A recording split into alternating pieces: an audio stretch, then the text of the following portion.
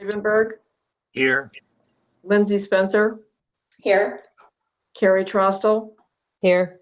Mark Walmer. Here. Okay, and I need a motion to approve the consent agenda. I move that we approve the consent agenda as outlined. Second. Any discussion? All in favor say aye.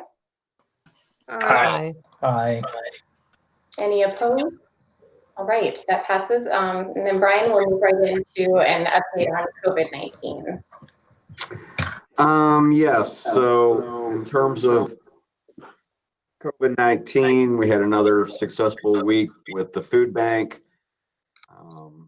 We got a lot more donations on Friday, and we were able to do another large pickup for our families on Monday morning. So thanks for Dr. Triphammer and Vicki Reese, and the counselors have played a real role in that as well. And then in addition, while we're talking about food service, we're consistently serving right around 60 breakfast and lunch per day. So it's equating to over 500 meals per week that we're providing to our students. Kate has been working with the Chartwells, and we believe we're going to apply for what's called the Seamless Summer Program. And if we qualify for that, that will allow us to continue to provide meals and get reimbursed for it by the state throughout the summer. So I appreciate they've put a lot of work into that application. So we should hear back from DESE here, I would anticipate in the next week or so, and have an answer to if we qualify for that program so that we can keep feeding our kids throughout the summer, which would obviously be wonderful. In terms of prep for next year, that's a lot of what we're focusing on right now over here at Central Office and in working with the leadership team. One piece that we're currently doing, we're pricing adding additional devices for kindergarten and first graders. So those are iPads. So adding additional iPads so that they would truly be one-to-one in those classrooms. So if we had another situation where we had to be out for any kind of extended period of time, we could let all the elementary students take the devices home and we could be fully one-to-one. Brian, I have a quick question. Just something that I don't know a lot about. How seamlessly do the iPads integrate with the Google Classroom suite? Is that still pretty? I assume they have apps for the iPads for meets and classes, and it's pretty smooth to use that. That's my understanding, but I'm no expert on it, Melissa. I will make a note of that and look into it. Because my understanding is it's much better than it used to be. I have no trouble believing that. Yeah. I feel like Google Classroom's been rolling out new features like every day. There's something new to make the process easier, but I was just wondering. And I imagine that since we'll have them before they go out to families, it's not like they're getting an iPad out of the box and then have to use it. We could install what they needed on it in advance. Yeah, that would be the plan, is we just want these things to all be kind of plug and play for the families, like I said, in case we do have to have any kind of extended out again, which we hope to not have to do. We've also, I'm sorry, go on. I was just also going to say, just from a parent perspective, it would be great if we could be added to the Google Classrooms, if this is a thing that carries on into the future, where we're trying to help. Because like I know, for example, with Elliot, his Jackie's been putting some really great resources up for the kids and like daily checklists and everything, but I can't check them except for from his Chromebook, which is not, it would just be nicer if I could check it from one of my devices or see the updates and things like that. And I imagine that I might not be the only one who thinks that that's true. Yeah, it would be, that would be, whatever that looks like, somehow getting parents access to that, I think would be extremely beneficial. No, that's good. Not I on the just kid. made a note of that. Because we're also looking at some various possibilities for systems. Like, this is more of a high school thing, but I think it's been, it makes it tougher for the parents and the students to have to go to multiple locations. So we wanted to see, hey, is there some kind of a system that we could put into place where everything for a student is in one location? So we're currently in the midst of investigating that as well. Yeah, and it might even be something as simple as allowing, like, so for third grade, they don't have an actual email address. So I don't think I can log on even as him. So That's even fair. if it was All right. something where like it was enabled so that I could log on as him from a different computer and not even necessarily have my own, but just be able to use his from something other than. They used to get emails in third grade because I know that's when Catherine got hers. So did we stop doing that? Or I actually thought they got them back in kindergarten. They have an email address, but like Gmail's disabled for the platform. Gotcha. Good. We've also went ahead and ordered some equipment. Dr. Triphammer met with the nurses. They've been doing all their work and research and reaching out to their peers, and so they had recommendations on purchasing some, gowns and masks and other types of PPE equipment, and we've already ordered that to have in place for next year.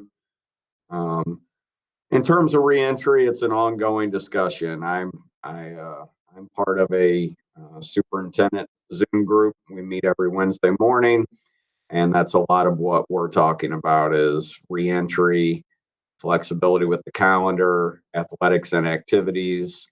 But these are all moving targets, so we're just starting to have those conversations and consulting with. Part of those calls, we have St. Louis County Public Health on there as well, starting to get better feel for what their recommendations are going to be coming into reentry into next year in terms of square footage per student and social distancing recommendations. So myself and the team are having a lot of conversations on things like lunch shifts and dismissing students from classes and the timing of that, and how do you handle PE classes potentially. Might be looking at some different types of activities for those. So we're really just looking at all the planning and all the possibilities, and that's just going to be kind of an ongoing process as we keep getting more information on what these recommendations are going to be. How about questions from the board? Anything in regards to COVID? I saw that MSBA had started to release some guidelines. Have you guys taken a look at those yet? They didn't. I looked at them a little bit. It was like 97 pages long, but it didn't look crazy flushed out. I don't know if you had a different thought about it. Yeah, I've been working my way through that. So yeah, I've gotten a ways into it. Yeah, I didn't see anything real groundbreaking in there, but it was some good, it seemed like some pretty good information, but I think we're personally going to be better off. We just really got to work with St. Louis County Public Health and with all our neighbors. Even though in a conversation I was having with Lindsay previously, I do think, while we cannot promise this at this point, I do think one advantage to Brentwood's size is going to be, I think some of our neighboring districts will have to potentially look at things like AB schedules where kids come to school every other day. And my goal at this point is, I think with our size and with careful planning, that unless things change dramatically, is that we could avoid that. So as we get closer to that, we'll really have to, as we start ironing these things out, we'll of course work on communicating those out to the parents, because some people are hearing that, things might happen in New York City, or things might even happen in a neighboring school district that might not necessarily key things that that make sense for Brentwood. So Brian, and I think you touched on it, but just so I'm clear, it sounds like there's lots of opinions around this, as we know, changing every day. But what I've heard from you is St. Louis County Public Health is going to be a big piece, and then communications with the other superintendents. And is that, I mean, those two would be probably the primary place where you're going to, and obviously the brain power of our group, but that's what we're looking to start framing up decisions around. Is that fair? I mean, because to Melissa's point, I started perusing through the MSBA, and it's a lot, but not really. There's nothing that jumped out saying, "Oh my gosh, we have an answer." You know what I mean?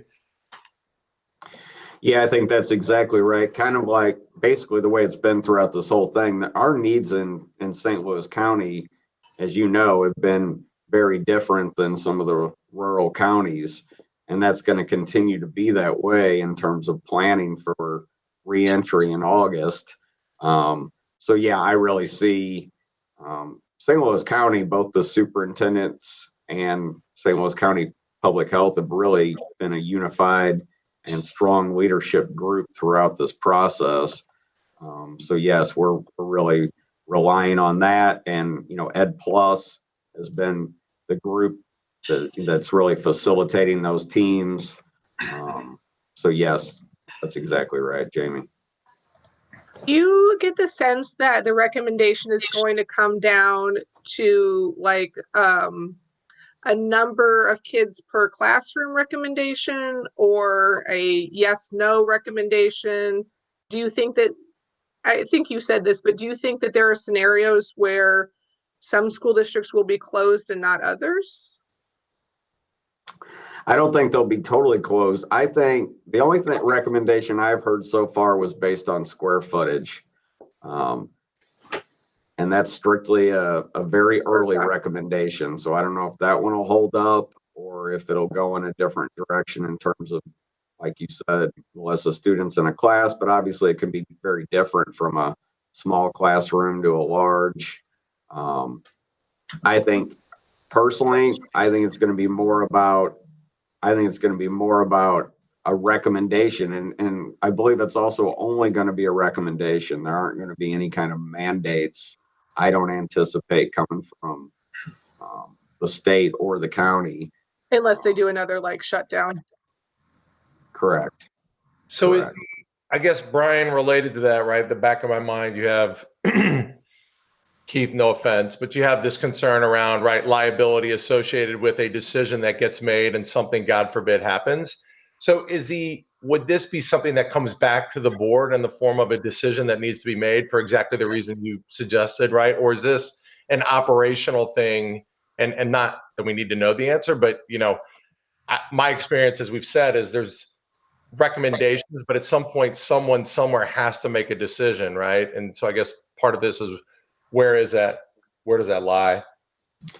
Well, ultimately, everything we're talking about up to this point would be operational. Now, if we start making decisions regarding, for instance, the calendar, that would absolutely need to go back to the board.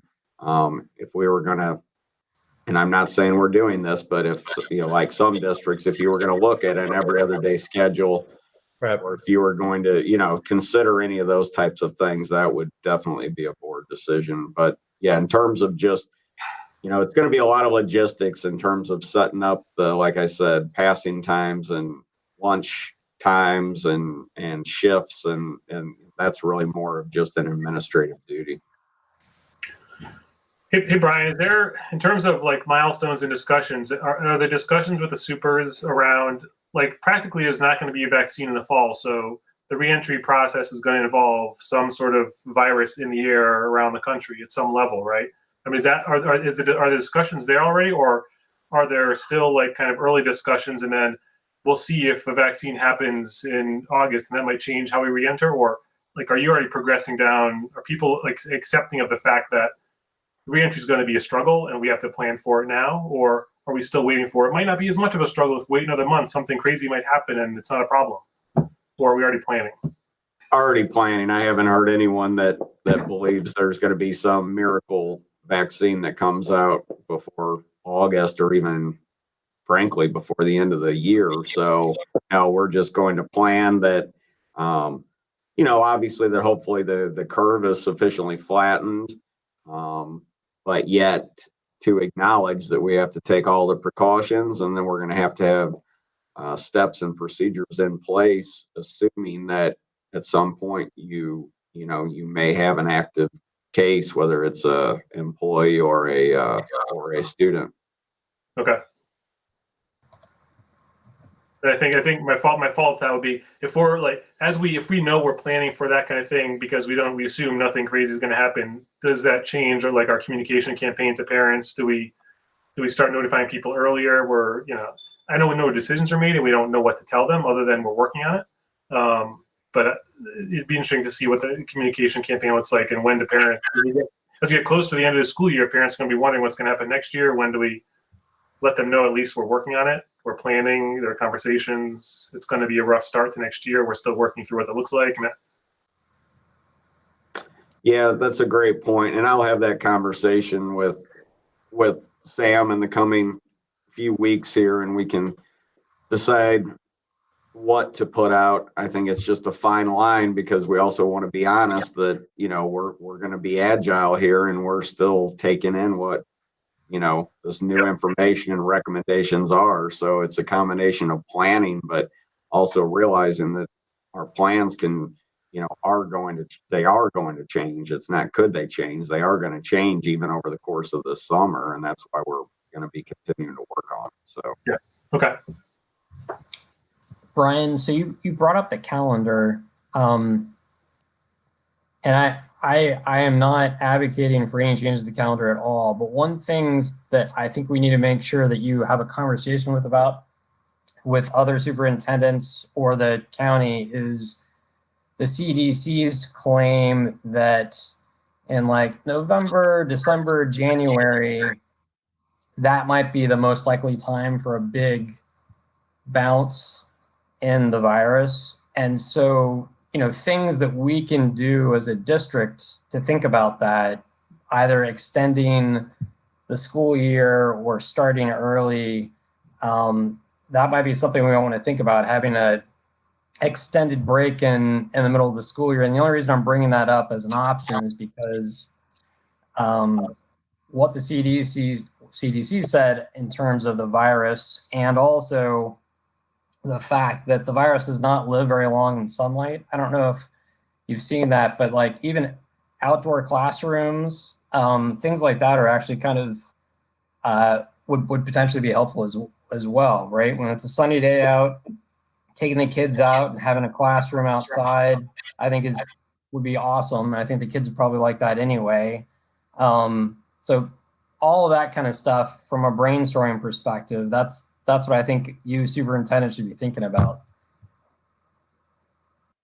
No, it's a good point. It's a good point. Yeah, well, and we do. One of the study groups is around calendar and flexibility in the calendar. So we'll see to what degree do you build that in, or to what degree do you just understand that, if you have a month in, say, November that you need to go back on virtual, do you need to add some days or have the ability to add some days onto the back end? Okay, I made a note of that. Has the state said anything about waiving that August 24th start date this year? I know this was when it was supposed to go into effect.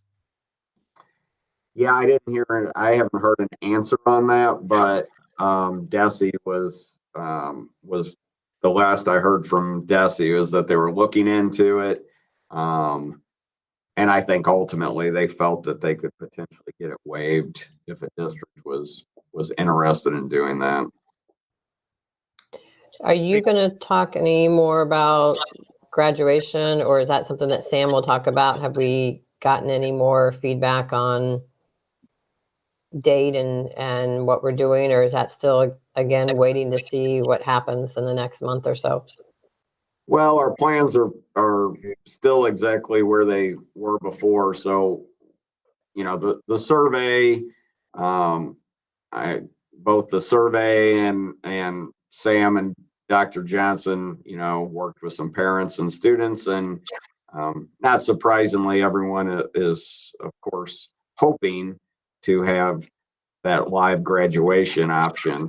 And we did publicize that'd be on July 31st on the football field with, if it rains, the next day, August 1 would be the makeup date for that. So that's still the hope at this point, and we're just going to continue. In my mind, by basically right around the 1st of July, we're going to have to make the call on whether that's a realistic option or not.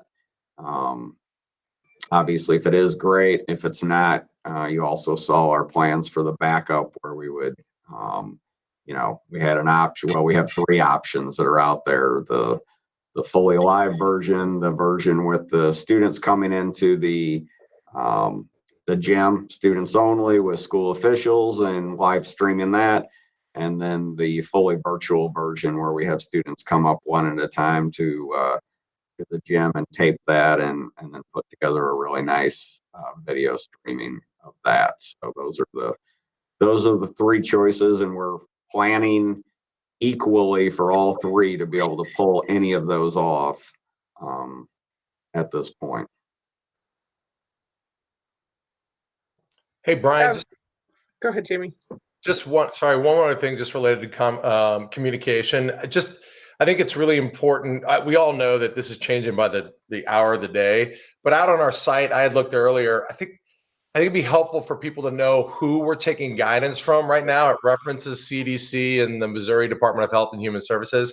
I don't care necessarily, but we just had a conversation that said we are leaning on St. Louis County Public Health. I think it's just really useful that we clearly articulate where we are taking guidance and where we aren't, and not that we aren't, but I mean, CDC is making broad statements right across the entire country, which we get, and you make a very good point. Missouri is different. I just think having Sam take a look at that would be helpful, right? So that people get a sense for, all right, although I heard something from CDC, hey, I know that we are, this is where we're looking. So just something And that maybe even that the superintendents are working collectively Yeah. too, because I think that that's reassuring to people to know that, okay, well, just because I live in Ladue doesn't mean that whatever Ladue decides is happening in a bubble, or versus Brentwood. Yeah, I mean, Brian, just what you said earlier was really helpful. I think getting that up on that page, maybe it's an addition to it there, is just really beneficial, because I read that and I feel a lot better that there's it's not that you guys aren't, it's more clearly articulating what we're actually doing. And so that when we get to a decision, people are already aware of the fact that, hey, we were going through this process. So Good point. We'll get that up there. Anything else on COVID? I'm tired of talking about it. Except for if you want to talk about logistics of it, I will come sit in your office for like 12 hours and talk about it, because it's my actual favorite thing in the whole world. But what do you mean? The logistics, like all of the planning, like who's going to go where and who's going to do what. Yeah. My favorite. Makes me so happy. That's great. You remember movers would have you come in, right, and they would map out where they could move. I don't know if you ever had this experience. So there'd be tape on the floors, and you can only stay on those tape. And anyway, I digress. All right, well, we will, I assume, get another COVID update in a couple of weeks. So that'll be great. Let's go ahead and move on to discussion of Proposition E. So and that's what it is tonight, is just a discussion with all of us. I did think we could kind of summarize kind of where we've come in the past few weeks as we've been discussing the messaging for Proposition E and different options that we might have in light of the pandemic, and having some time because our election was pushed back until June 2nd. So I can start with some of that summary, I guess, and then people can just plug in. So it was, as we all know, it was decided that the election was pushed back, and in that time, there was an opportunity that some community members took to look into some options that we had discussed earlier on towards the end of the year about some flexibility that we could have within our district in potentially reducing our facilities numbers, incorporating some of our facilities together. This was the presentation a couple weeks ago, just looking at the Early Childhood Center being pulled into the elementary school plan, with the end result, maintaining our neighborhood schools and reducing our facilities numbers and hopefully some savings financially long-term. So that conversation happened a couple of weeks ago with Paul Presson and the group he was representing. And in the past couple of weeks, I mean, as a board, we've had the opportunity to look through that information, have some smaller conversations. The different things that we have considered as a board. We looked at the option of whether or not we should continue having Proposition E on the ballot if that was the right thing to do in our current situation. We did look into that as a district, and at this point, that was not a possibility. Brian looked into that a while back. We also had conversations around the need. Our facilities needs have not changed throughout this process, and looking at ways that we could serve our district and our community while still asking for a facilities bond, how best we could use that money and meet the needs of our district. So we talked about staying with our plan for 2 elementary schools. We've had a conversation about wrapping in Brentwood Early Childhood Center into the elementary plan. And that's where we are, kind of for a summary at this point. So if folks have comments they'd like to give about the current situation with Proposition E, how you feel about the idea of maintaining, we're keeping the bond on the ballot for $29 million, and our goal right now that we're talking about and the early childhood center with that. So doing a little bit more, making some compromises within the elementary schools to make that happen. But we'd like to hear people's thoughts and comments on that.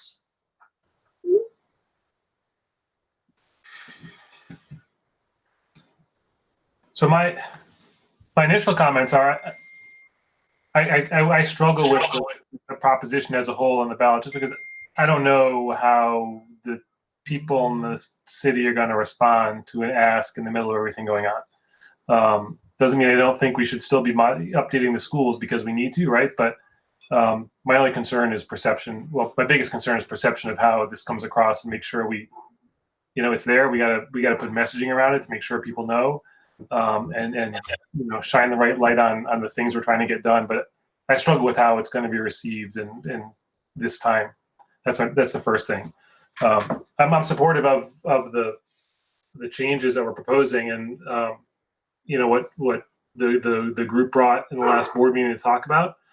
I think it makes total sense to roll the early childhood center in, make it part of the community, and reduce our footprint. So I'm supportive of that. I'm just struggling with the timing of this all. I don't know there's much we can do about it, but how we message it, I think, is going to be important.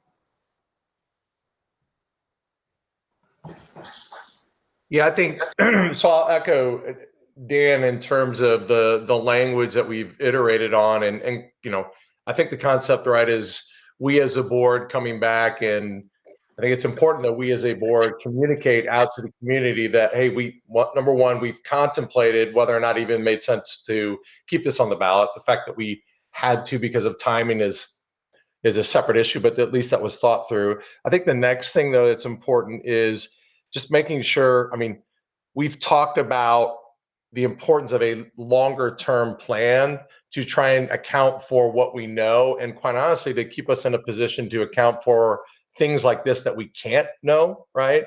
So why I highlight this is the board and prior boards have done a good job of putting us into a position where right now in the middle of all this, we were able to go into and have some very good conversations with teachers around compensation, et cetera, and be be able to provide support staff, right? The opportunity to continue to be compensated. That's really, really critical. Where I go with this is Proposition E, when we've said this, it needs to be part of a broader plan around our facilities. And so listen, personally, I think there's a lot of momentum around it. It is a very, very big ask in a very, very uncertain time, but I do think it makes sense to go through that ask.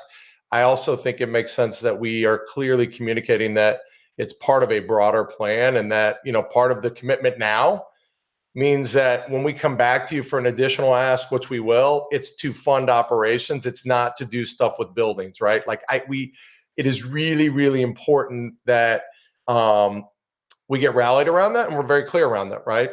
That the point around this is, it's not that there will not be another ask, right? Because there will be. We know that. That's how it works. The point is, we've been very, very intentional with what we're going to do with the buildings, so that we don't have to make another buildings ask. So why I highlight all that is, you know, we've talked about 29 million. We're talking about ECC getting rolled into the elementary schools. There's other capital stuff that we know, right, will need to occur over time. The AC units on the middle school, high school, as an example. All I'm suggesting is we need to be very, very intentional with that, right? So that we're not coming back for another capital ask related to buildings. I think that's a really important part.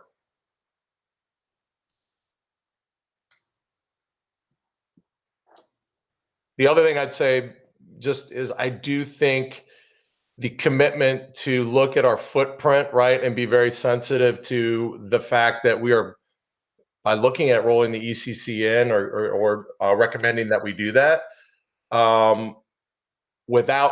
we don't know exactly what would happen with that other property. But here's the other point related to this longer term plan, is it does give us some flexibility, right, that allows us potentially to give some additional benefit to the taxpayers by freeing up that resource. So I do think, given everything going on, taking a long look at that. And then, quite honestly, the last point, then the work that group did was very informative, right? There is an educational value to doing this. So, you know, one of the things we've all talked about is what we really should be focusing on is, what is the educational value associated with this? And so I think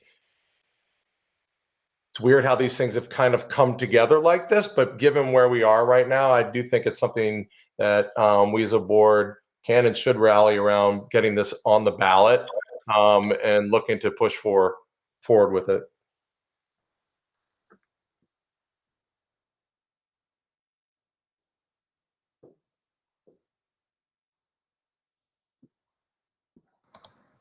Lindsay, I at think this you're muted. point, would you like me to invite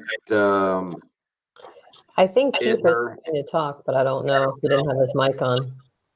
Why don't we just take a couple more minutes? I think we have something to say, and or Melissa, or if everyone wants to, you know, does anyone have more to say before we do visit with Idner?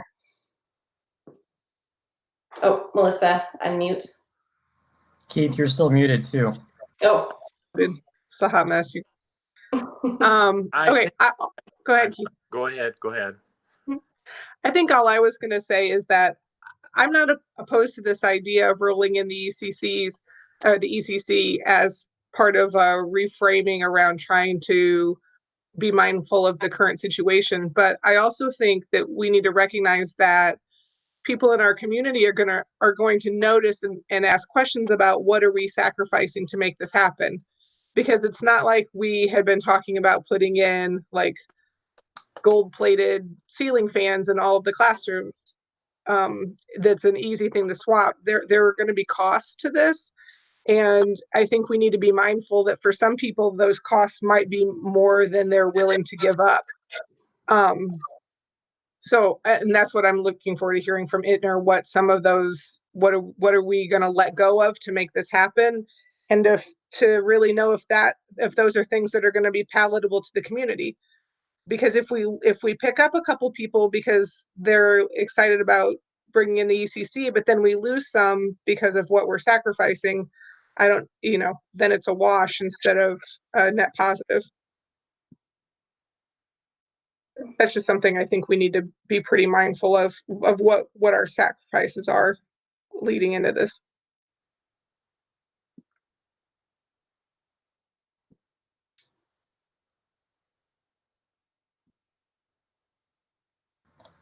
Inviting Keith to, It's- or Keith, you're muted again.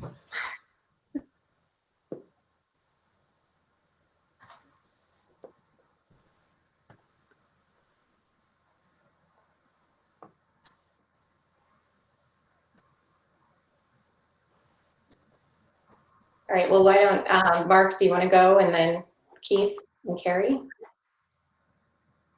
Oh, I mean, I'm not sure if I have anything else to echo on. I'd love to see what the numbers are from Intner. You know, the draft language that has already been presented, I'm very supportive of. That's all I really have to say at this point. Lindsay, Keith? Well, I'm not, part of that cut out, so I'm not sure if it's my connection or what, but I don't think I have anything to add to what's been said. I think what you just said, Mark, I'm curious to see what Ittner has to say about this, but if we can pull this off in a way that makes sense, and to Melissa's point, to this part I heard, I didn't hear all of what you said, Melissa. I think we need to be real clear about what we're cutting back if we're going to get this all done at once.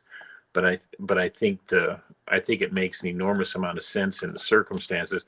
A point I would like to say, I think the folks who wanted to see us go from 2 to 1 elementary school, and nobody was thinking about ECC at the time, which, maybe that's something we should have been, but it was something that had been working very well for years. And so there's no reason anybody to think about it.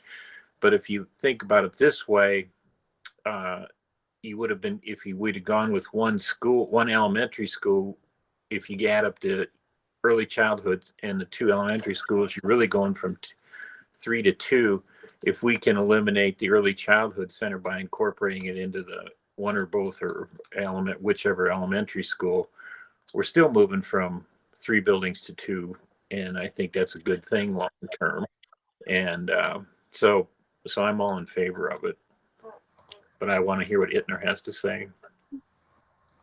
Maybe I will chime in one thing before you go, Lindsay. To just highlight, Keith said some great financial reasons to do this.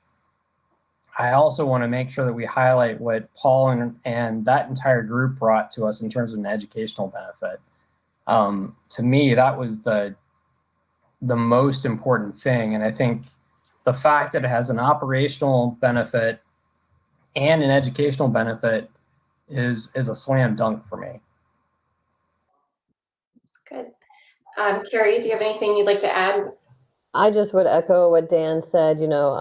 My concerns are, with what's going on with the pandemic right now. But, we have tried to see, if there was anything we could do as far as the bond, and we can't. So it's on. And, I do support the new idea. And, that's pretty much. Okay. Yeah, we can, so there are 2 things I guess we could do here, Brian. We could call Ittner in. I'm happy to read the resolution too, just so that it's clear kind of what we're talking about as well. To preference to those orders. I think it'd be nice to read it before they come in, but that's just my opinion. Okay.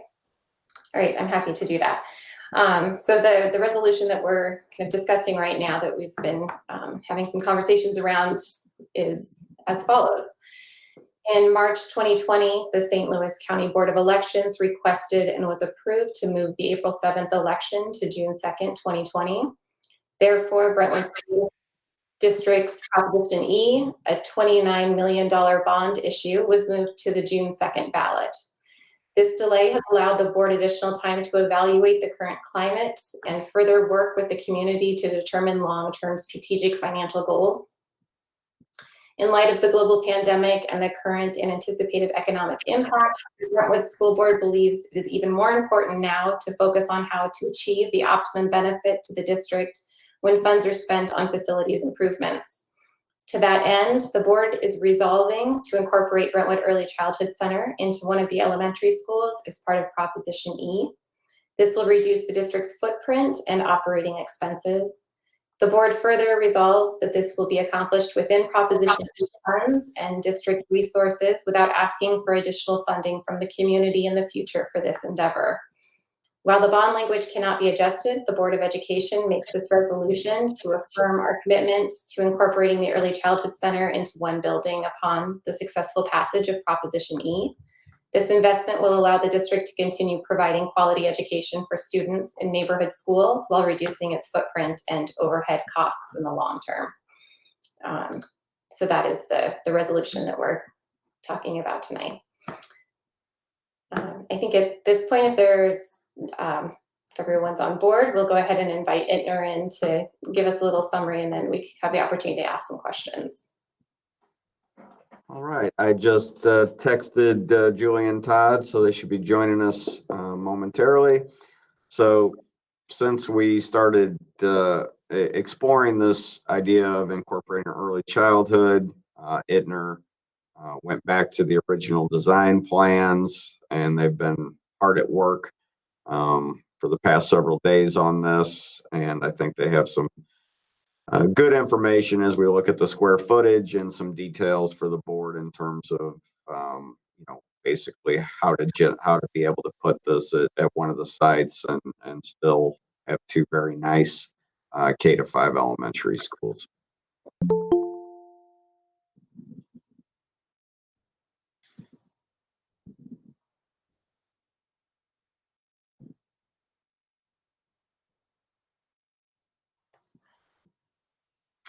I think Julie just joined us.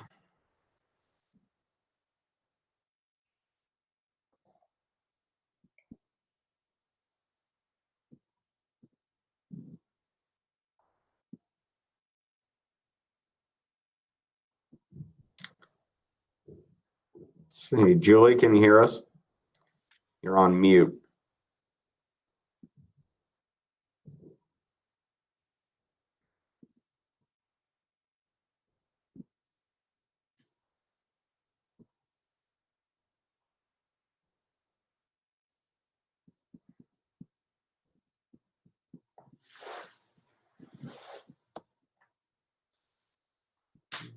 Hold on, let me.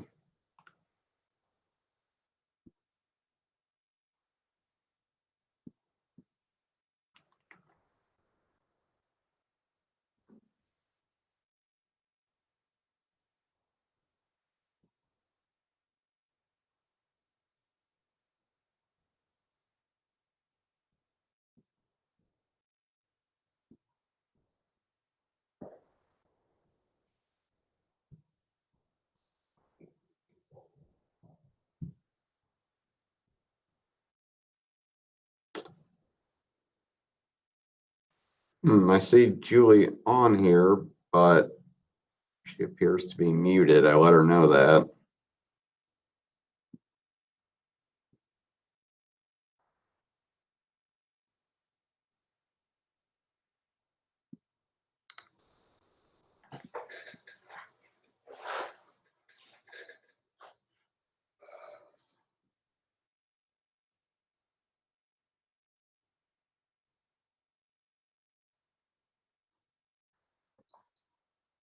Hey, Todd, can you go ahead and log in?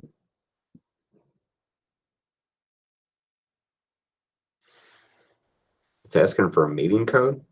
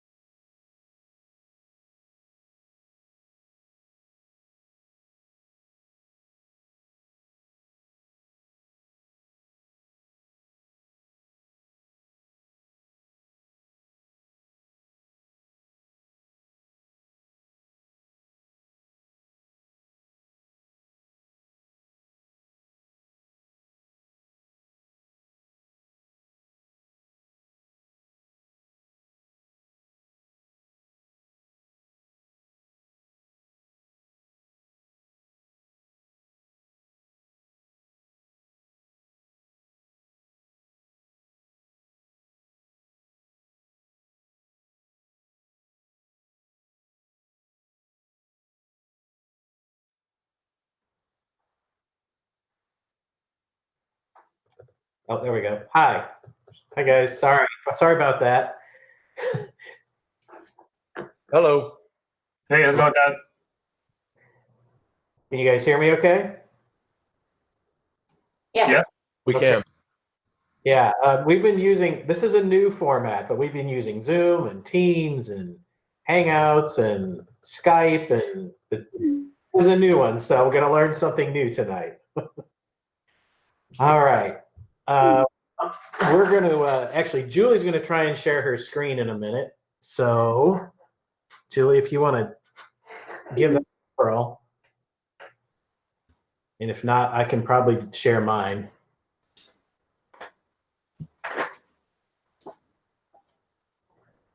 I don't think Julie's on anymore. Oh, okay. Let me see here. Julie. All right. Oh, she said it's saying she doesn't have a microphone. She's troubleshooting. She just sent me a text.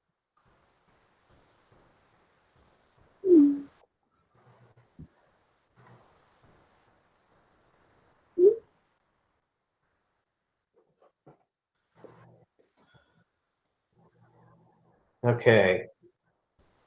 So what can you see on your screens? Do you see a PowerPoint? Yeah, PowerPoint. Yep. Okay. Okay.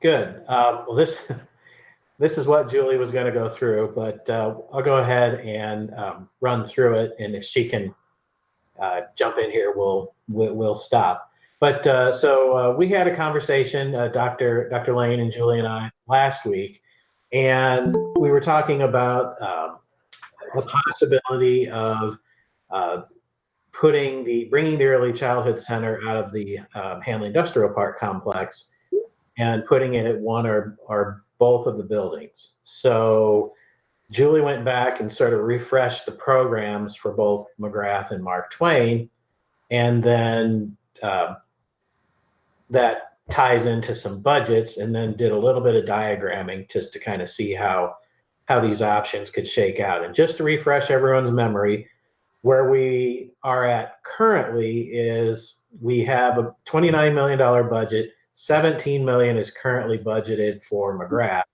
and 12 million is budgeted for Mark Twain. And Mark Twain is a mixture of new construction and deep renovation. Of course, McGrath is a tear down and new build. So what we did is took a look at an option. So the original program for McGrath is right here at the top. This is where we were when we stopped on this, a couple years ago. Just we kept refining it. We got to about 57,000 square feet, which we estimated again was in that $17 million range. So what we then did, and there were several versions of the program that we did. And when we say optimal, we were basically trying to optimize each space, be appropriately sized, but really, not a lot of bonus space. So, for instance, your classrooms at Mark Twain are currently about 750 square feet. We originally started with 900 to 950 square foot classrooms, and we are currently more like 800 to 850. And Julie actually has the program if we wanted to look at that, the Excel program. But for now, Yeah, we'll I can stay pull that up Okay. if we need to. We don't.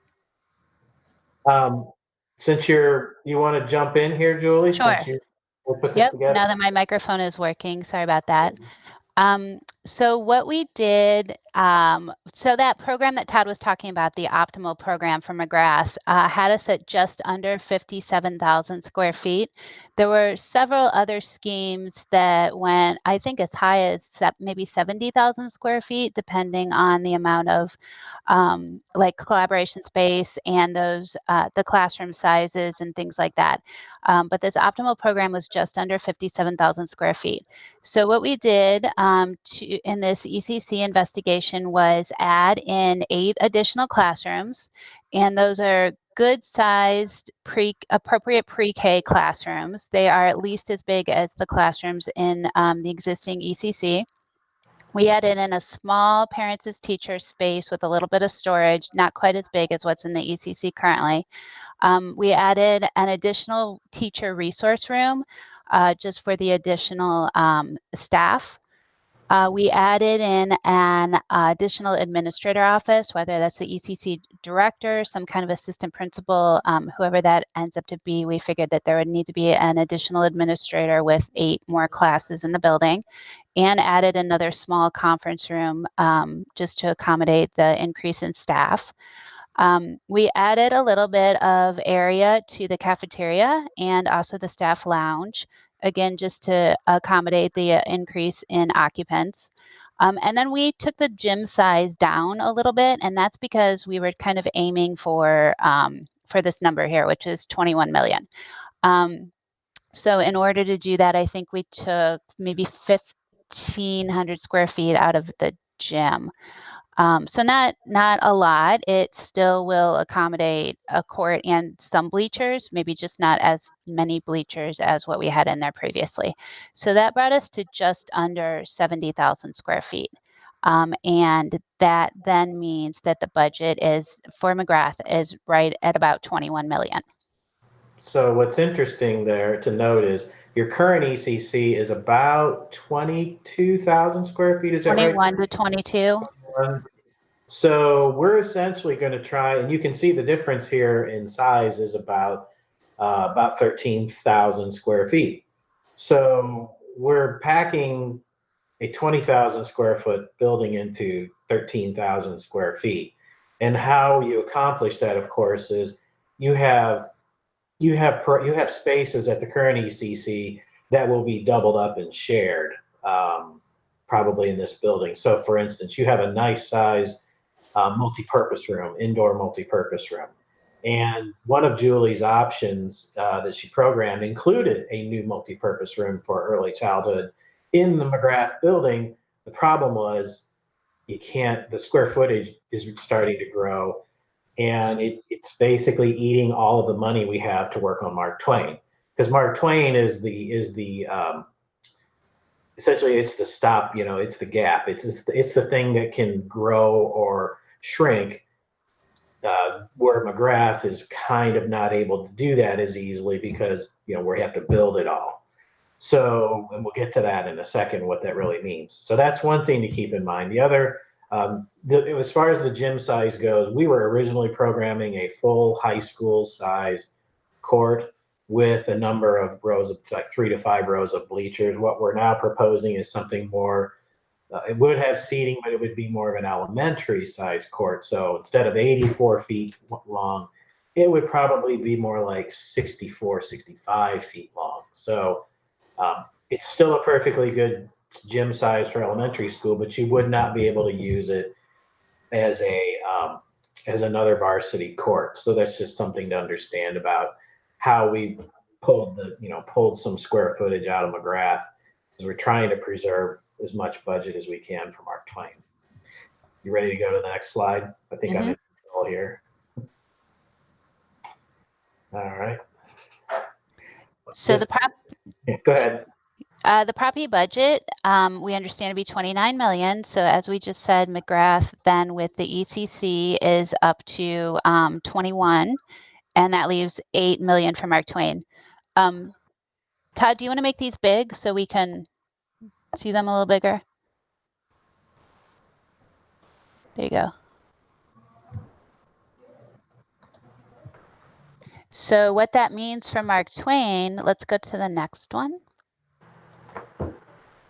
We understand the priorities at Mark Twain for safety, accessibility, and security to be a new storm shelter, accessibility improvements, so making sure that everyone can get to all of the different levels in the building, and then also providing a secure entry.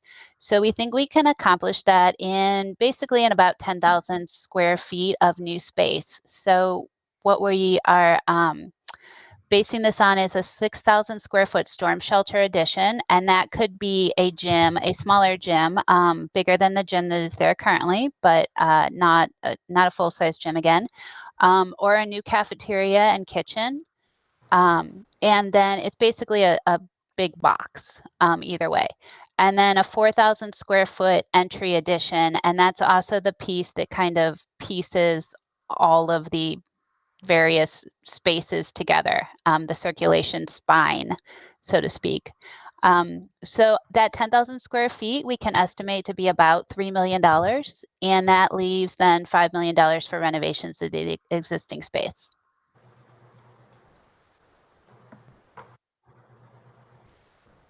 So that is just a graphic of what that could look like. Now that cafeteria or gym box, that storm shelter that you see up on the upper right, could be in the front. We thought that just looking at this as a cafeteria, it made sense to go back in this corner because you have good access there. Deliveries and things can be made easily in that corner. And then you can see that circulation spine and the new entry up on the front side of the school. Yeah, what's important to note is, as I mentioned earlier, when we're trying to, if we're pulling money basically out of Mark Twain and sliding it to McGrath, the only way we can really effectively do this is to we need to reduce the amount of new construction.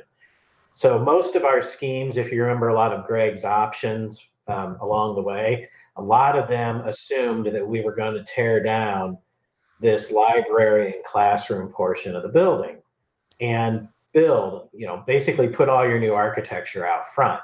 We hadn't really proposed anything in the back, but when you start to think about it especially as a cafeteria and a kitchen, and a storm shelter, storm shelters are not particularly attractive because they're just mostly, concrete and brick boxes with relatively few windows. So parking it back here does make a certain logical sense, especially if the kitchen's back here, because your service can come in the way it does today. We still do our ADA and accessibility, kind of, just like Greg had always proposed it with this new spine and ramps and elevator and all of that. What we've pared back, of course, is what we're doing here up at the front of the building is clearly we need a new entry. We need to tie all this together. We need to provide a secure entrance and vestibule concept. Probably these days we need to be able to essentially keep visitors as close to the perimeter of the building as we can. So if people are showing up just to drop off something, we don't want them to have to get into the building envelope to do it. We prefer to basically take care of all that business right here at the front door, somewhere in this front door sequence. So how we are able to essentially carve some money out of Mark Twain is that we're proposing essentially that we keep all of the existing architecture, other than a little bit of what's probably happening here in the middle. Repurpose your current cafeteria into a collaboration space, which has actually always been a nice idea because it's so central in the building. Everybody will get a benefit out of this. So that's kind of essentially a quick pass since we met with Dr. Lane last week. This is, like I said, we think we have a way to make it work. I honestly really feel like we need to stretch a little more money out of the McGrath budget and try and get it into the Mark Twain. This is going to be a difficult project to make the whole building feel as good of quality as McGrath will be. So we're just going to have to continue to really sharpen our pencils and think hard about that. It's going to be a lighter touch unless we do find more money from McGrath. Basically, it's going to be a lighter touch than kind of what we would prefer to do at Mark Twain. And that's basically the end of the slides. So if there are any questions about this or really anything related to it, we're happy to talk with you about it. So when you talk about a lighter touch at Mark Twain, I assume we'll still be taking care of all of the air conditioning, heating. It sounds like it would be similar to what we're doing at the middle school, high school, with a large chunk of that building where we're taking care of the needs of the building and kind of paint and flooring and those sorts of things. Would we still be able to touch all of Mark Twain with that money to update those classrooms, but maybe obviously not building new or moving walls and things like that? Well, that would be our hope.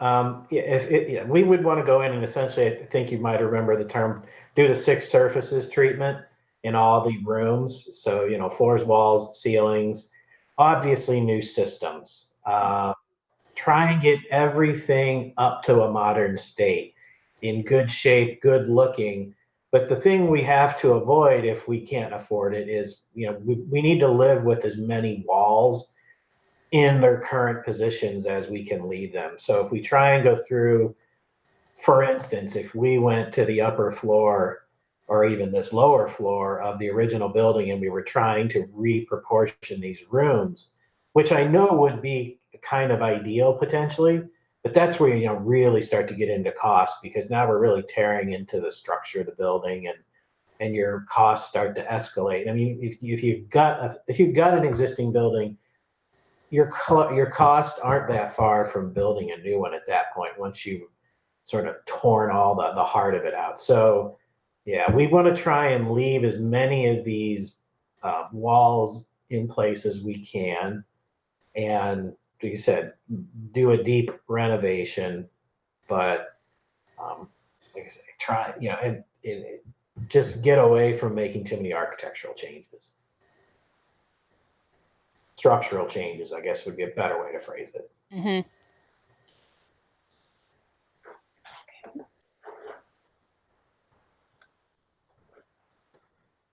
And just as a point of clarification, obviously what Julie and Todd are charged with is really just looking at big picture square footage decisions. Ultimately, all the design work would come after the fact and really impact, the appearances and exactly what we're spending the money on. But this is a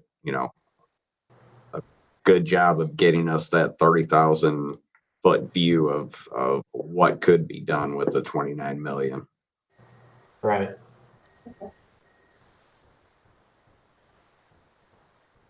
Other thoughts or questions? Todd, did you have a number in mind that would make you feel more comfortable with Mark Twain? Like if it was 30 million total, that would make you feel more comfortable. What kind of buffer would you want? Well, okay, I wasn't even thinking of that. Obviously, sure, if the 29 million is a number that could incrementally go up, that of course helps everything.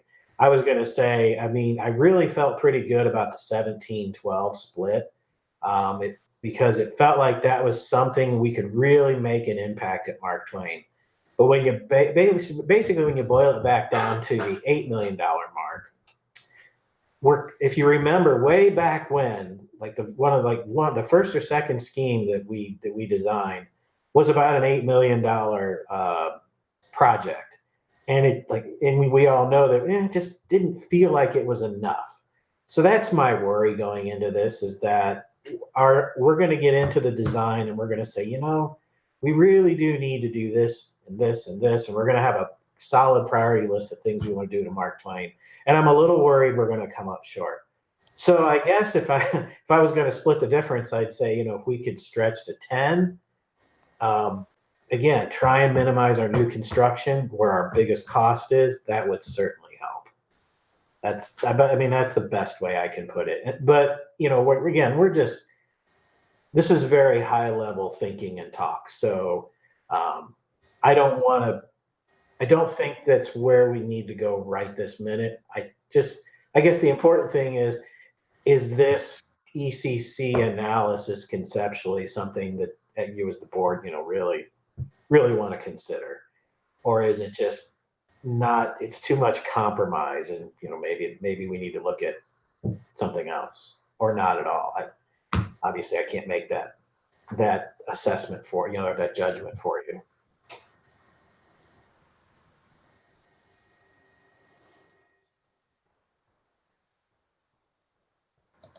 I mean, the thing that I like about this is it conceptually means that this is something that is definitely doable for us going forward. And what I like about our resolution is it does not clearly state what the future design is going to be in terms of Mark Twain or McGrath. I mean, you're just coming up from a 30,000 level saying, hey, this is something you could actually do and it's doable.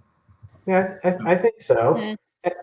It's you're right. It's definitely something that there is a way to make it work. And I think we haven't said the word yet. Nobody's mentioned, but the key here, and we've always talked about equity, and Julie and I were talking about it earlier. The key thing here is that every program you have, every program space you have at McGrath, of course, except the Early Childhood Center, would appear at Mark Twain. Different forms, of course, but if you were doing a checkbox and said, well, storm shelter, check it off, cafeteria and gym, both adequate size, check them off, so you can go down the list and say, from that standpoint, programmatically, you're giving the public two equal buildings. They're just not obviously going to look anything like each other. What were, Todd or Julie, can you, and maybe you said this, sorry, the difference between the 1712 number and then the 21.8, looking at this footprint right now, highlight just the key differences on the Mark Twain side for me. Oh, okay.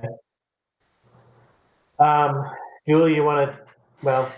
I think the 1712 scheme for Mark Twain had more new construction up in front.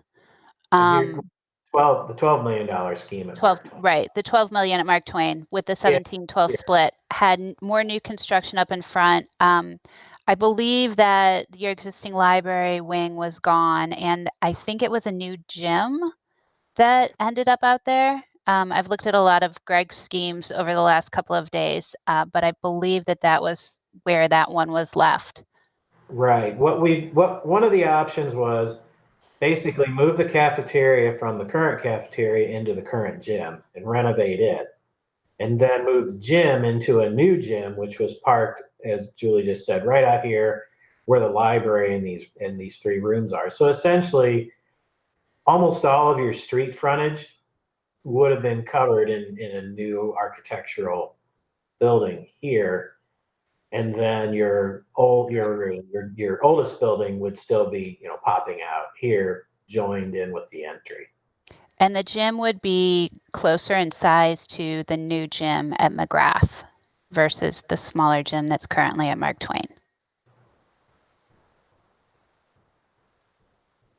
Is there, so that's helpful. Is there, and obviously new construction, hopefully we get a longer life out of it, but I guess where I'm going, what are we giving up in terms of longevity by going from 12 to 8 at Mark Twain? And what I'm getting at, right, part of why we're contemplating this is a 30-year decision, right, that we're trying to make sure we're doing that capital investment now.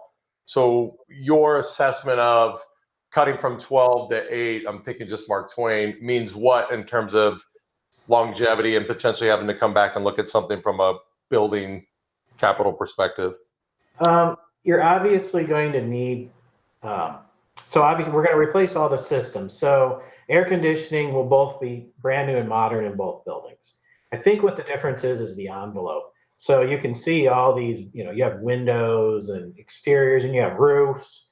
So there's a lot of pieces of these existing buildings at Mark Twain that if they were built new, obviously you would get a lot more life out of, but you're probably going to have to hit these windows, the doors and the roofing, tuck pointing, things like that. So your ongoing maintenance costs are not going to be deferred at Mark Twain. You're going to have to basically keep up with the upkeep, just like any other building of this vintage. So you're not going to get sort of that honeymoon period where the whole building is new and it's like, well, you don't really need to do much to a brand new window. You're going to get a few decades out of that. So that's the difference, I think, largely, is you need to continue to have in your capital, your yearly capital improvements budget, money to keep fixing the things that are starting to wear out at Mark Twain that the $8 million can't buy you. But you're saying that the 12 does? Well, it could. We've never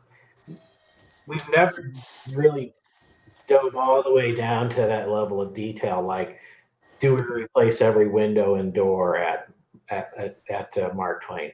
But the shorter answer is that at $12 million, you have more opportunity to sort of take care of the worst. Let's just say some of these windows on the oldest part of the building are really in need of replacement. And I don't know that, but I know that I know there are some things in that building that really need some TLC on the exterior. I know the roof and the trim and some things like that are definitely in need of some exterior restoration. So for the 12 million, we were proposing to do more of that.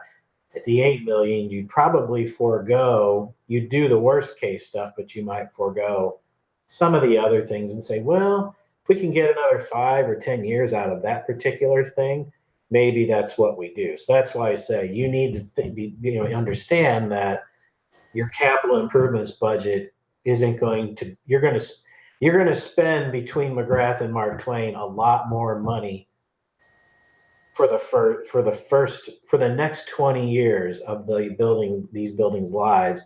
A lot more money is going to be going to the Mark Twain side for that yearly upkeep. Yep.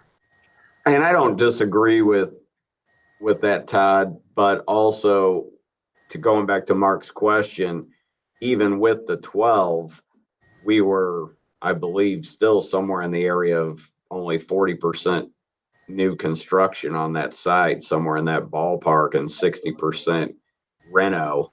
So we were always going to have some of those ongoing costs. Right. That being said, yes, of course, when you put $4 million more into a site, you're probably going to be able to address a few of those issues. But we were always going to have that, not having a brand new site at Mark Twain. Right. Our main mission at Mark Twain and McGrath was to provide curriculum and programmatic equity so that everybody has the same opportunities, but by no means would both buildings be operationally, and what I mean by that is from your upkeep costs, they would not be equitable. You will continue to put more money into Mark Twain. Again, no matter how much you spend at Mark Twain, if you keep existing buildings, you're going to spend more keeping them up. That's just kind of the nature of things. So, Hey Todd, can you talk for another minute about the programmatic equity? So, the touches here, the easy things to talk about, right? That we know as board members, right? STEM classes, collaboration spaces. I mean, can you talk about if we touch all the surfaces here and we're upgrading all the rooms? I mean, is there really good programmatic equity across the buildings with 8 million here? Well, I would say from the standpoint of does each building have one of each thing? I think that answer is yes, but I think, and Julie, jump in, I think that the square footage size of each item will certainly not be the same. So Yes. classrooms won't be the same. Cafeterias and gyms may not. You'll have one of each, but they may not be the same. And Julie, you might want to maybe a little more elaboration because I don't have the program in front of me. Yeah, the existing classrooms at Mark Twain are on average about 750 square feet, and we aren't going to change those partitions. So that will remain, whereas the classrooms that we have programmed at McGrath are 850. Now, one of the things that we did do in order to reduce the program at McGrath to get as much money to Mark Twain as possible was to eliminate kind of project rooms and other kinds of large collaboration spaces. So one of the things that we could look at doing is decreasing the size of the classrooms to match Mark Twain's at 750, and then taking that leftover area and moving it out of the classrooms and creating other types of large collaboration spaces. So we have some opportunities at McGrath to do things like that that we obviously don't have at Mark Twain. That's not to say that we can't, dedicate rooms that are classrooms currently or other types of spaces like that to collaboration, but it won't really necessarily function the same way just because of adjacencies that we can't change. Right. One thing to note at Mark Twain, which is interesting right on this slide, is that if you move the cafeteria and the kitchen out of here, you get this chunk of real estate right here, which is pretty good size. I mean, you can see proportionate to the building. That's a good chunk of area. And I know we've noted it as collaboration multi-purpose, but it can probably be more than that. So, like I said, it's hard to say how the two buildings would exactly compare, but I think you'll have opportunities at Mark Twain that may just be different. So, as Julie said, if we shrunk the size of a classroom at McGrath, we could take 100 square feet out of the room, but we'd probably move that 100 square feet out into the corridor or nearby, so that when you're working, you're doing your project-based learning and you're breaking into various size groups, you'd want the ability to send a group of students to a different kind of collaboration space, but probably that's within view, of the teacher, the staff that are working on it, so that you got to control, you have to control what's going on by seeing it, but they don't all, we don't all have to be in the same room doing the same project. Yep. So I think that's an opportunity that McGrath will have that Mark Twain will be harder to create. But we can do something different at Mark Twain that just we'll have to be creative about it and be flexible about it. And it's really the hallmark in a high performing school district like Brentwood. Your key to the future is going to be flexibility, because we don't know how you're going to teach in 3 years or 5 years. We just have to give you the ability to adapt the building to your new teaching styles.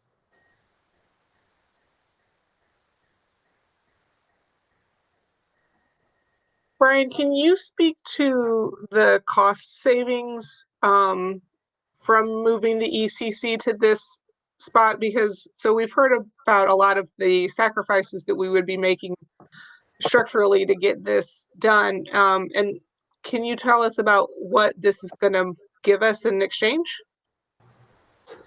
Well, ultimately, this building, the Early Childhood Center and central office spaces, it's a district asset. We've had it valued by 3 different commercial real estate agents, and it's somewhere in the $2.6 to $3 million, slightly over $3 million range is what we're hearing at this point.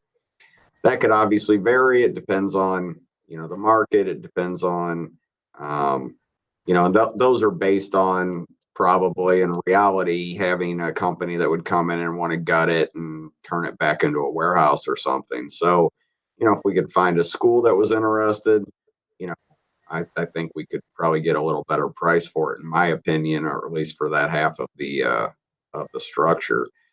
So it's a long way of saying we are currently, what this would allow us to do down the road is have flexibility with this asset. So whether that means we sell it for that X amount of millions of dollars, whether we rent out half of it, all of it, sell half of it, rent the other part out, we would have all those kind of flexible options for it to basically generate revenue for the district. And then in terms of reducing our footprint, it would obviously be one less building that we're going to have to keep up over time from a maintenance, custodial viewpoint. Yes, you're putting some of the square footage less of it over into another building, but obviously just to reduce that district footprint is just common sense will tell you that's going to be a cost savings over time for us.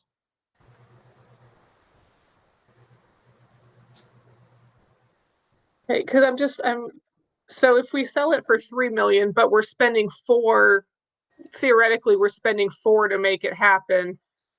That's still $1 million. I don't know. To me, that's $1 million in the hole on this project. And it feels like it's going to take us a long time to recoup that $1 million through reduced maintenance expenses, because that building is pretty nice. It's in good shape. The classrooms are big and beautiful.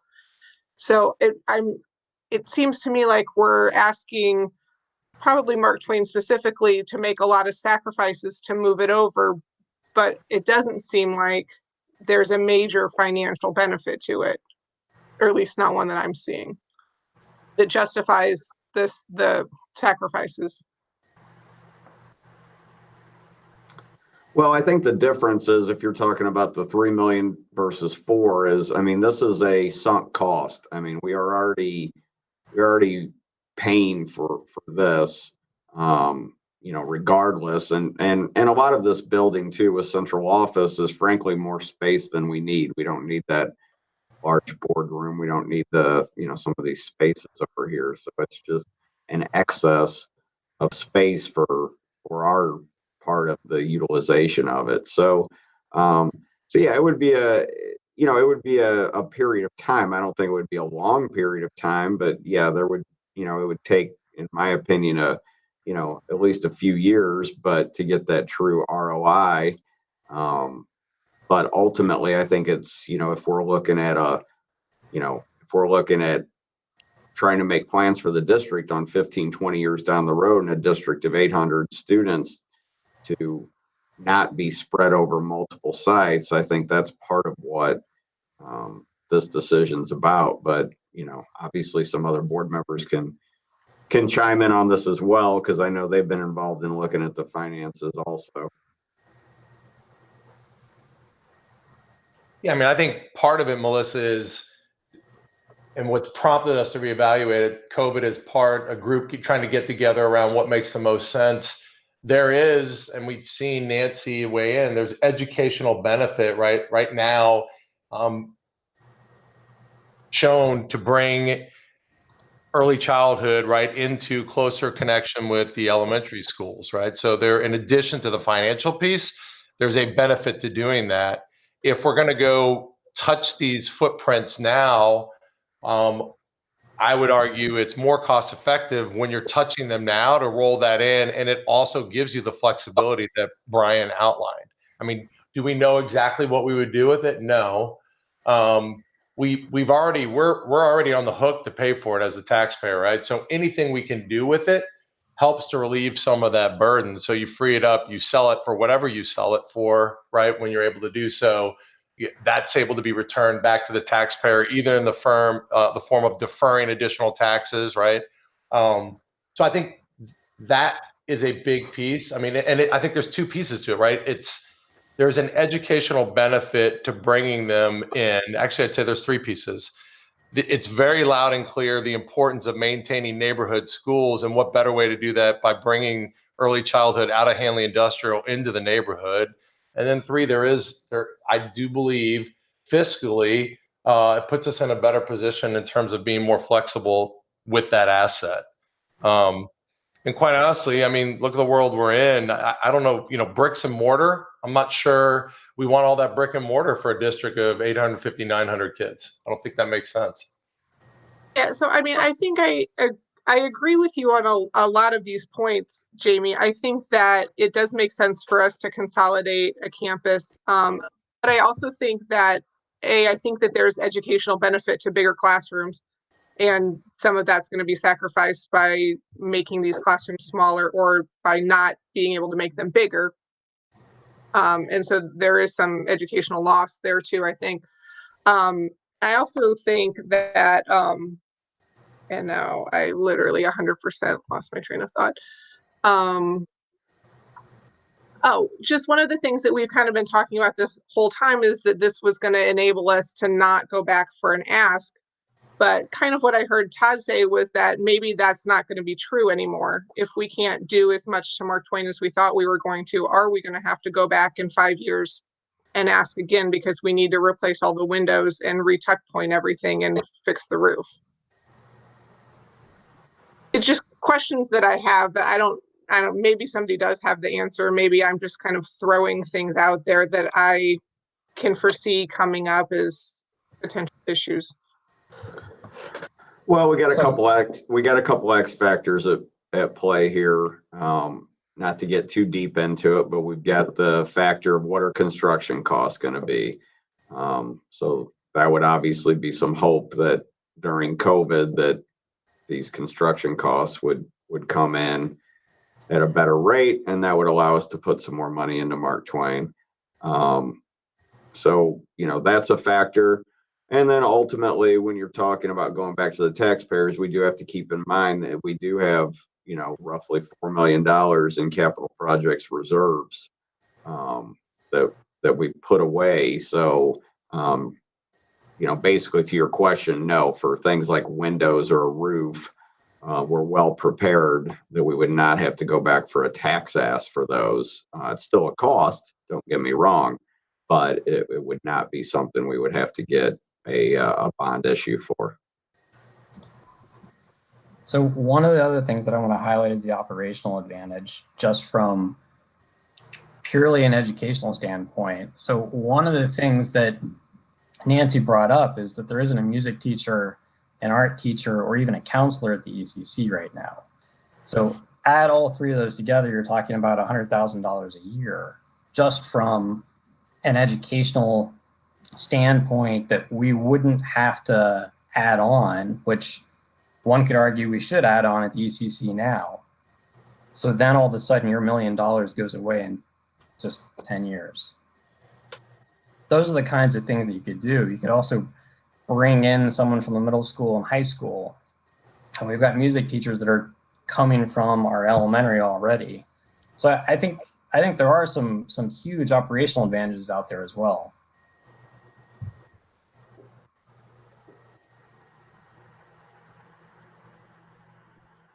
Do the music and art teachers have empty blocks in their day when they can plug those in?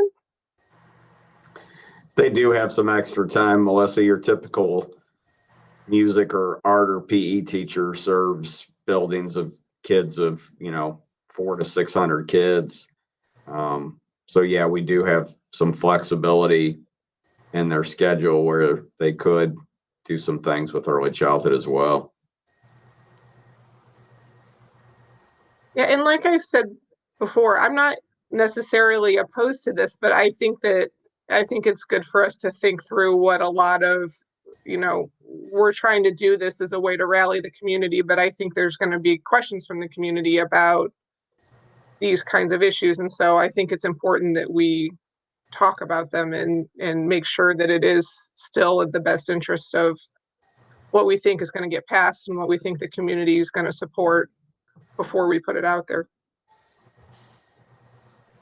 And then along those same lines too, just looking at, there were conversations with Nancy about the Early Childhood Center, and have we discussed, how does she feel about moving to a different facility that might be smaller, or I know the classrooms will be about the same size, but without a multi-purpose room for the Early Childhood Center?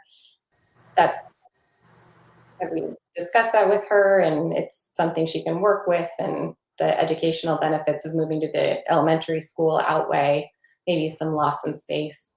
Of course, there'll be additions to green space and those sorts of things. Yeah, Nancy Stoverink's, her main points were that she did not like necessarily the idea of moving to two different sites. She definitely preferred the option of moving to one site. And yeah, she saw some exciting possibilities with, incorporating them into the elementary, the green spaces she talked about. Now, I did not specifically ask her about a multi-purpose room, but they also, they have a full-size gymnasium, which obviously the Early Childhood Center doesn't have. So I think that trade-off more than makes up for it in terms of your, amenities that you would have at a brand new elementary school.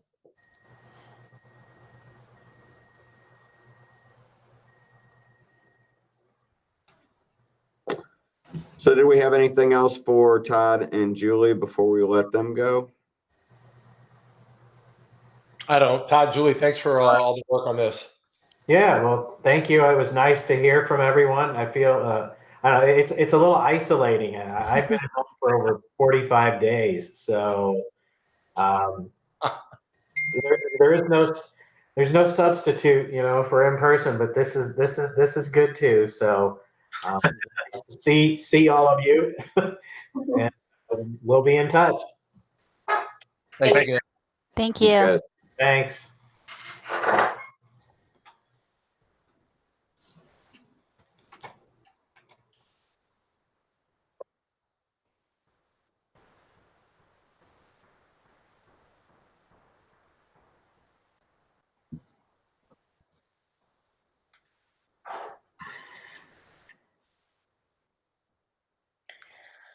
Okay. I mean, we can continue the discussion around Prop E. Are there other thoughts that people have after hearing the presentation? Any additional comments, conversation?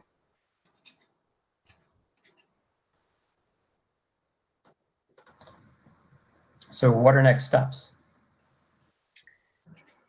Well, we have an opportunity. We could, if we decide we want to vote on the resolution tonight, with the information that we have been discussing over the past couple of weeks and Ittner's presentation. One option is to vote on the resolution. Other thoughts on that? I mean, a couple things. One, obviously, reaching out in fairness to the advocacy committee and the community in general, right? It's important to know that this conversation occurred. Based on where we are right now, it's staying on the ballot in its current form, right? So that's number one, right? I think that's super important that that gets out there. This is the first step in that, but I think that's very, very important. Number two, there is a group that got together, right, that said, hey, we are feeling there are different points of view around this. And this group got together, did a lot of work to come up with some additional data points that they presented to us. I think point number two, it's important to recognize that, right, as a board, and we can decide whether we want to do something with that or not now, right? And I think that's where we are, right? One option is we really appreciate the time that was put into that. The ballot's going to go, and there isn't a resolution from the board, right? The second is there is a resolution, and that's part of the conversation we just had. What would that resolution look like? I think we've spent some time talking through this. Here's the other thing we all know, right, is this is going to require, this gets passed, it's going to require a dedicated team to actually build out the plan, right, create that detailed design and go do that. And, Melissa highlighted, there's a lot of unknowns on either side, right?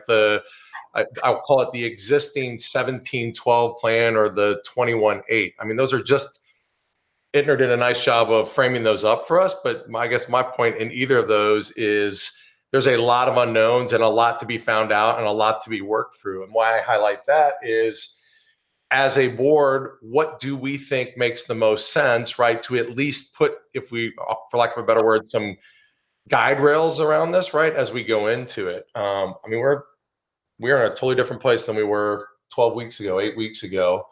The virtual classrooms, right? The need for brick and mortar to me becomes even more relevant, right? Because I don't know how relevant it is. And the fact that we're maintaining 4 campuses, right, for a group of 900, if we're able to put some parameters around this and say, look, we've heard there is educational benefit. There is some benefit in terms of reducing our footprint.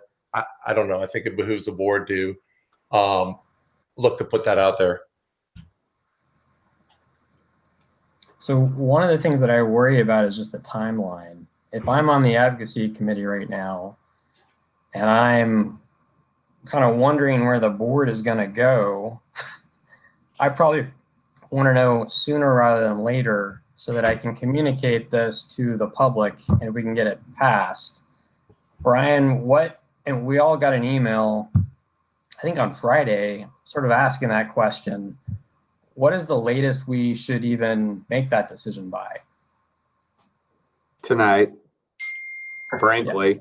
I'm just going to be honest with you. Like, if the board doesn't make the resolution tonight, not like you couldn't continue to have conversations, but in terms of working with the advocacy committee and making this a talking point for the campaign, I would personally advocate that, you know, the board either decides to vote on this tonight, or, you know, like I said, I don't know that beyond tonight it's going to, the polls comes out here in the next couple of days, like to get something in that. So there's a lot of deadlines approaching, is my real point. Right, and the election is less than a month away, so there's a lot of work in order to try and get something passed. There's a lot of work that has to happen between now and then. So I agree with Brian. I guess I think we should vote on it tonight and see if we have some messaging for our advocacy group. So just so go ahead, Melissa.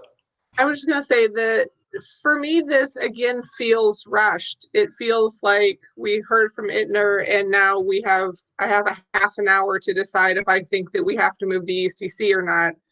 And I just don't know that I'm comfortable saying that I think that that's true in light of what they said about what sacrifices are being made to get under the budget. And I don't know that I'm opposed to it either. I just feel I just haven't had any time to think about it. And I'm not sure that, I think if we vote on it tonight, that I'm just going to have to abstain, because I don't know that I can strongly recommend it, or that I feel like I can't recommend it. It just there's not enough time for me to make that decision.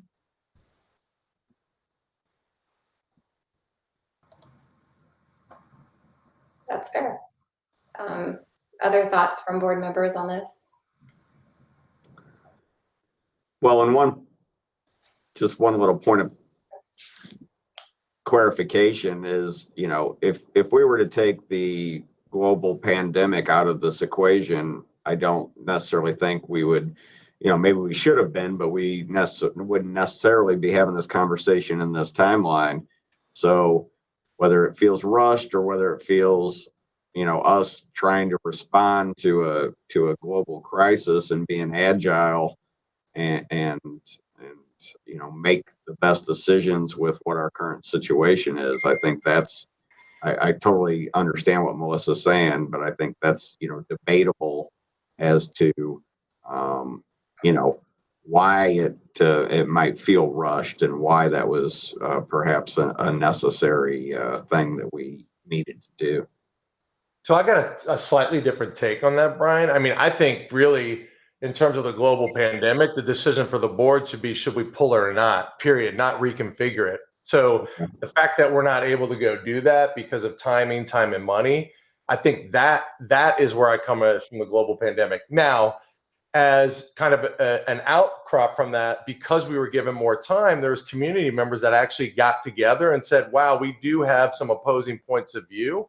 So all I'm suggesting is those opposing points of view were out there irrespective of the pandemic. Because we had a delay in the vote, they were able to get their heads together around this and come up with something. I will also say this. We talked about the ECC prior to all this, right? And yes, it felt rushed. This notion of flexibility was entirely based around the fact that we should be looking at that, right? Why would we be making a 30-year decision without thinking about, we've got 4 campuses, right? So I guess where I'm going, Brian, is I think the global pandemic forced us to think, does it go on the ballot or not, period. The fact that we had more time and we had people with different points of view in the community that took the time and effort to go engage you and Nancy and others was just a fact that, hey, we had some time to go do it because it got pushed. Whether the COVID was there or not, that's real, right? There's different points of view around this, and this notion of the ECC being part of that, it's still there. I mean, we're having this conversation because we have more time, but all I'm highlighting is that's out there. It's real, right? It's in the community, and that's part of what we're looking to put to a ballot. I think we as a board, I mean, honestly, we could just say, look, leave it on the ballot. If we had said the language is flexibility. The only difference I think this resolution really is really accentuating is that we're saying, rather than at some point in the future, we really believe it's an important integral part, and we're going to tell you it needs to be part of this plan.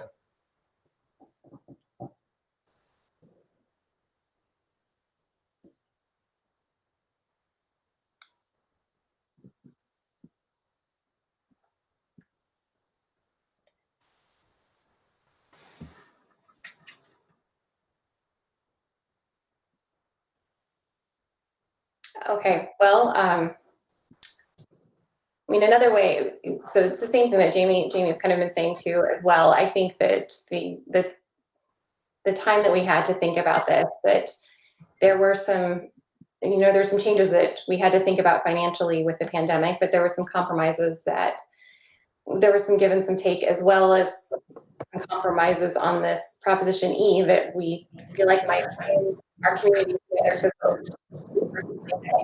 Because the needs of our facilities and our district have not, like we mentioned earlier, have not changed in the past, well, since this went on the ballot. But the ask is bigger to the community now in light of what has happened and finances and unknowns. And I think we're trying to do the best that we can to adjust to that, is how I've looked at this process. So I guess in terms of point of order, I mean, I'm more than willing. I'll make a motion that we vote to approve the resolution that you read earlier. If you want to reread it, or I can reread it. Yeah, go ahead and reread it, Jamie. So I'm moving that we approve the resolution as stated. In March 2020, St. Louis County Board of Elections requested and was approved to move the April 7th election to June 2nd, 2020. Therefore, Brentwood School District's Proposition E, a $29 million bond issue, was moved to the June 2nd ballot. This delay has allowed the board additional time to evaluate the current climate and further work with the community to determine long-term strategic financial goals.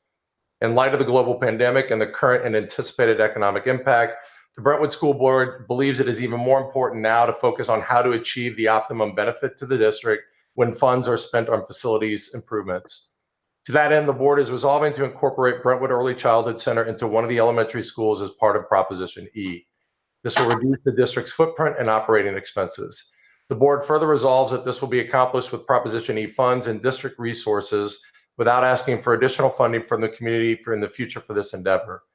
While the bond language cannot be adjusted, the Board of Education makes this resolution to affirm our commitment to incorporating the Early Childhood Center into one building upon the successful passage of Proposition E. This investment will allow the district to continue providing quality education for students in neighborhood schools while reducing its footprint and overhead costs in the long term. Second. Okay, and discussion. I mean, the one thing I'll highlight is we don't know, right? Itner gave us a point of reference in terms of what it might look like. I mean, they said it's feasible for a $29 million amount. I think the key around this is going to really be when we get into detailed planning and design, right? And I think part of what's still out there is there's got to be a strategic group of individuals, community representation, right? That are on that community, and that's going to be a big part of this.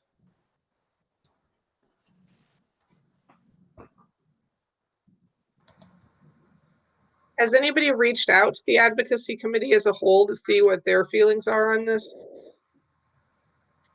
I know that the advocacy committee was invited to watch our meeting tonight, and they're waiting to see what happens.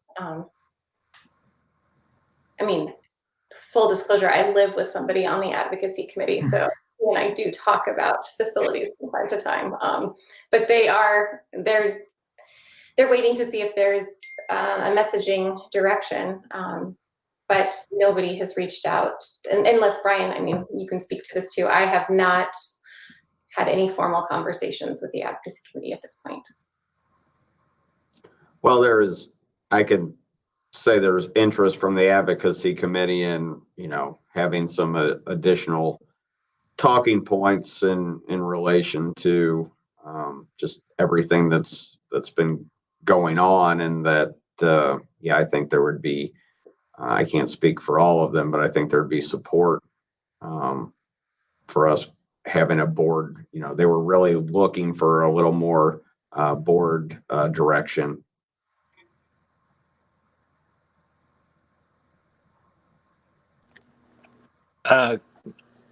So I'm kind of repeating a bit of what Jamie said, and I think the resolution has said is that we're resolving to work the ECC into one of the neighborhood schools, but there is a lot of work to be done. If this passes, there will be a lot of work to be done. It's just how we're going to pull it off. I think all that Ittner was able to do at this point in time is confirm that, yeah, it's definitely feasible. And, you know, and I understand, Melissa, your concerns, you know, that it looks like it may mean giving up some things that we would otherwise have hoped to have in one or the other or both of those schools. But I think that if you think about, there's a lot of room to adjust those things. There's a lot of work to be done. There is money in the capital projects funds, and so I think two things. One, there's still a lot of work to be done afterwards if this passes, and that's going to be a lot harder than what we've done so far, I think. And two, I guess to answer Melissa's concerns, I think those are things that will have to be worked into that process one way or the other. And, you know, I think we can be hopeful that we'll get somewhere that will be a good thing, and, you know, importantly, reduce our footprint and thereby reduce costs going forward. So that's, you know, so I am in favor of this, obviously.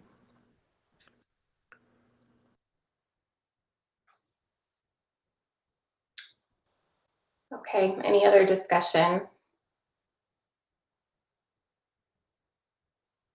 Okay, I think maybe with this one, it's probably good to do a roll call vote since it's hard anyway when we're doing virtual meetings. Would you mind doing that, Kate?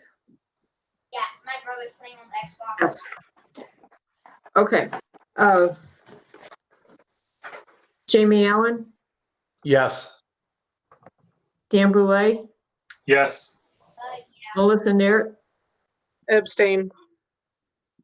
Keith Ravenberg, Yes. Lindsay Spencer, Yes. Carrie Trostel, Yes. Mark Walmer. Yes. Passes 6 votes and 1 abstention. Okay, thanks, Kate. All right, so next steps, as we said just a few minutes ago, there is less than a month to go before this is before Election Day. I think the sooner that we can provide information to the advocacy committee, the better. How best do you feel we should do that? Brian, do we work through you? I mean, now we still have a lot to do between now and June 2nd. And how can we set our advocacy group up with some messaging that they can utilize in the next 4 weeks? Well, why don't we start first thing in the morning? I'll reach out to a couple people from the advocacy committee. Obviously, we'll share with them the copy of the resolution, and then start talking to them about what their immediate needs are, and if there's anything they're asking for additional from the board. Obviously, I'll share that with you all. But I know we're in the midst of looking at things like putting something in the Pulse and planning a virtual town hall meeting and things of that nature. So those are already being discussed. Okay. All right. Anything else on Proposition E? Board? All right. Well, we need to adjourn to move into closed sessions for the reasons stated in the agenda. I move that we adjourn and move to closed session for the reasons stated in the agenda. Second. Jamie Allen, Yes. Dan Brumet, Yes. Melissa Naert, Yes. Keith Ravenberg, Yes. Lindsay Spencer, Yes. Carrie Trostel, Yes. Mark Walmer. Yes. Thank you.